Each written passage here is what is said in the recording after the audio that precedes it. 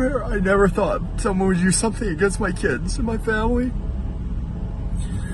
Something happened 10 years ago.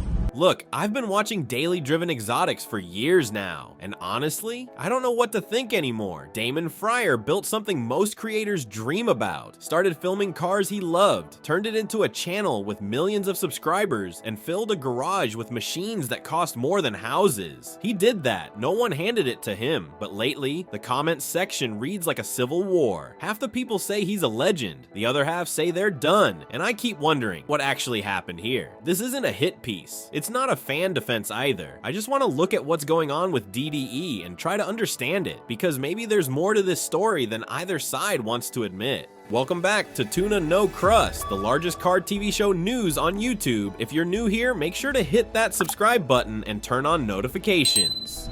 Let's roll. Go back and watch the early DDE videos. They're different. Damon's younger, hungrier, just stoked to be driving cool cars. It felt genuine, a guy sharing his passion with people who got it. The channel grew fast because Damon understood something other creators didn't. People don't just want to see cars sitting still. They want the experience, the sound, the speed, the feeling of what it's like to actually drive these things. And he delivered. Build videos, road trips, modifications, adventures. The garage kept growing. The content kept coming. DDE became a lifestyle brand, and Damon was at the center of it all. You can't fake that kind of growth. He tapped into something real.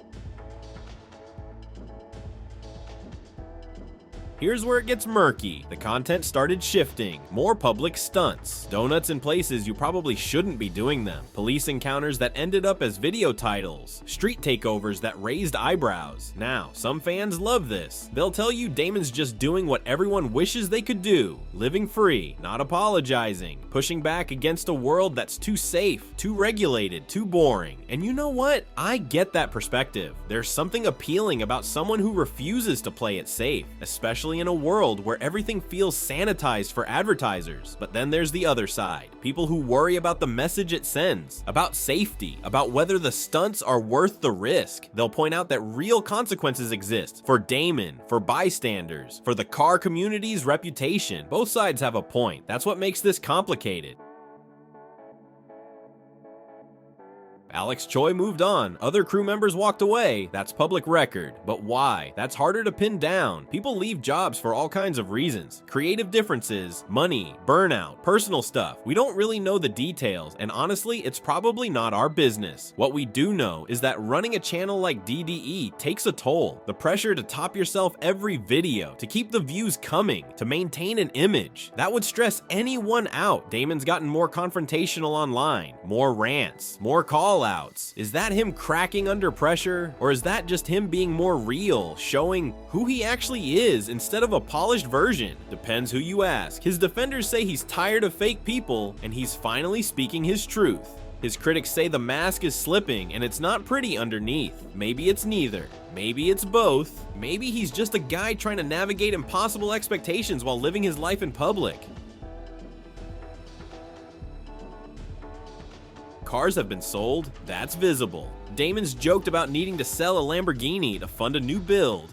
Exotics have disappeared from the lot. Now, is that because money's tight, or because he's cycling inventory like any smart car collector does?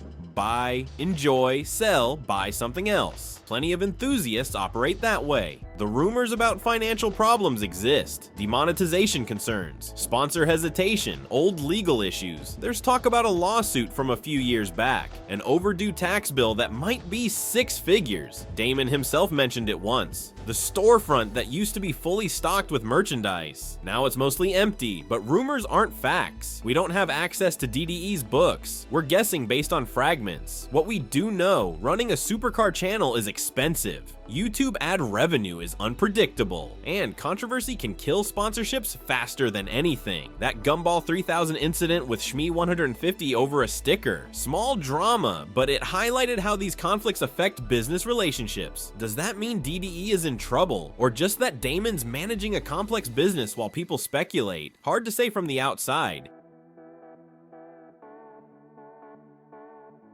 Here's what I think is really happening, and I could be completely wrong. Damon built something huge by being himself, raw, unfiltered, passionate. That authenticity is what people connected with. But success changes things. More attention means more criticism. More money means more pressure. More fame means less privacy. And when you've built your brand on being real, what do you do when being real starts causing problems? Do you change who you are to fit what people want, or do you double down and push harder? Damon seems to have chosen the second option, and that choice comes with consequences. Some good, some bad. His hardcore fans appreciate that he hasn't sold out, that he's still doing things his way. Criticism be damned. There's integrity in that, but some longtime viewers feel alienated. They miss the guy who just loved cars without all the drama, and their disappointment is valid too.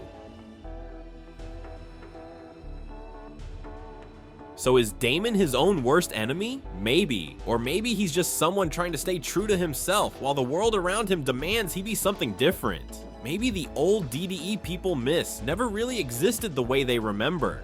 Maybe Damon's always been this person, and success just gave him a bigger platform to show it. Or maybe the pressure really has changed him. Maybe the need to constantly outdo himself, to keep the views coming, to maintain an empire. Maybe that warped something along the way. I don't know. I genuinely don't. What I do know is that it's easy to judge from the outside. Easy to say what someone should do differently when you're not the one dealing with the pressure, the criticism, the money stress, the weight of millions of eyes watching every move. Damon Fryer built something remarkable. Whether he's destroying it or evolving it depends entirely on who you ask. The cameras are still rolling, the cars are still there, the story isn't over, and honestly, I'm curious to see what happens next, because whatever you think about Damon, you can't say it's boring. So I want to hear from you guys. Where do you stand on all this? Have you stuck with the channel, or did you walk away? And if you left, what would it take to bring you back? What's a moment from DDE that sticks with you, good or bad? And here's what I'm really curious about. Do you think there's a path forward that works for everyone? Or is this just the reality of what DDE is now? Drop your thoughts in the comments. Keep it respectful. I'm genuinely trying to understand all sides of this. Let me know. Until next time, see you all